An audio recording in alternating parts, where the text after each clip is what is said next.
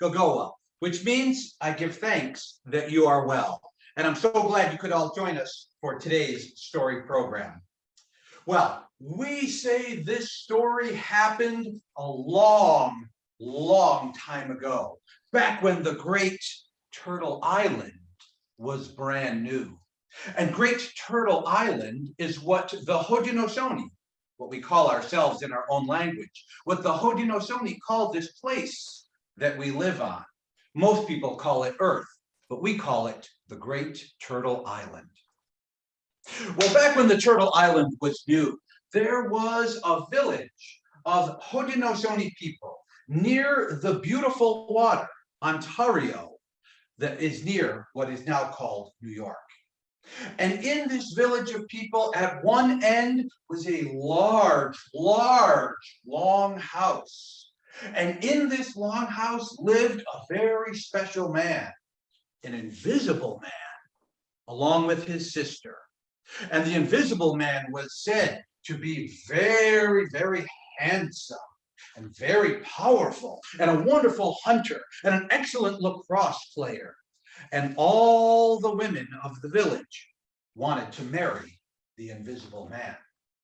But the invisible man had a sister who guarded the house, and she said, only the one who can see my brother will be allowed to marry him. Also in this village, there was a family who was very, very poor. And the man had lost his wife years before and raised his 3 daughters as best as he could. The 2 older daughters thought that they were very beautiful. They thought they were the most beautiful women in the whole village. And their younger sister, they thought was very ugly. And they were very mean to their sister. They made her do all the chores. They made her cook by the fire. And as the ashes from the fire and the sparks from the fire would fly up, it burned her face and her hands and her hair. Soon she had scars all over her body, and her face was very rough. Oh, you are so ugly, said the older sisters. Oh, you will never find a husband as ugly as you are, rough-faced girl. Well, one day the 2 sisters decided it was time to find a husband, and the 2 of them decided that they would marry the invisible man. So they went to their father, and they said, Father, please, give us fine buckskin so we can make beautiful dresses. And give us lots of beads made of shell and porcupine quill so we have the most beautiful clothes. The father was very poor and did not have much, but gave to his 2 daughters everything that he had. They made fine outfits, and they strutted through the village, walking down towards the house of the invisible man. Everyone in the village, oh, they are so beautiful. Surely the invisible man will want to marry them. But when the sisters reached the house of the invisible man, the sister was waiting outside for them. And the sister looked at them, not only at their beautiful faces and their beautiful clothes, but she could see into their hearts. And she knew that they were not as beautiful on the inside.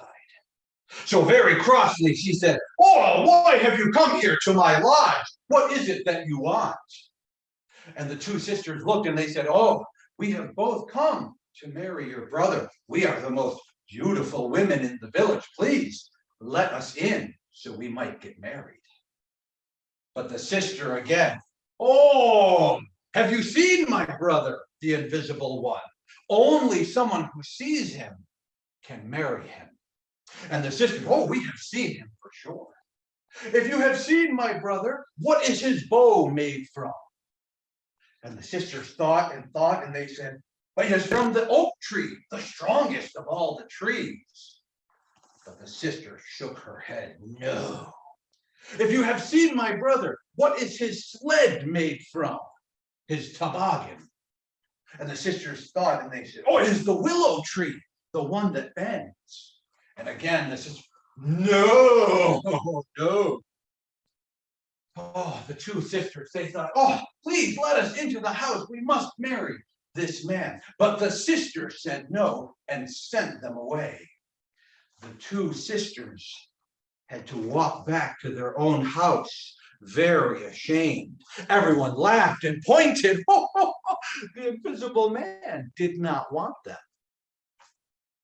Next day, the rough-faced girl woke up and said, Father, Father, perhaps I could marry the invisible man. Will you give me beads and buckskin to make clothes? But the father had no more to give, only scraps and small pieces of shell. He had moccasins, but they were very big for his own feet, not for a young girl. But the rough-faced girl took these things and made the best clothing that she could, which was still not very nice. She walked through the village, going towards the house of the invisible man, and everyone saw her with her raggedy clothes and her moccasins too big, flapping across her feet. The rough-faced one thinks she will marry the invisible man. Oh, she is so ugly. But the rough-faced girl, she had courage, and she knew she had to get to the invisible man. So she walked in front of everyone, even though she did not look very beautiful. When she came to the house of the invisible one, the sister again looked and saw inside of her heart. And she looked at the rough-faced girl and said, Sister, come inside. Come and sit down. My brother will want to meet you. Very gentle with the rough-faced girl. And then she said, have you seen my brother here in our village? The rough-faced girl said, I see him everywhere, everywhere in the beautiful world around us. I see his face. The sister said, if you have seen my brother, what is his bow made from? And the rough-faced girl thought and said, his bow is made from the colors of the rainbow.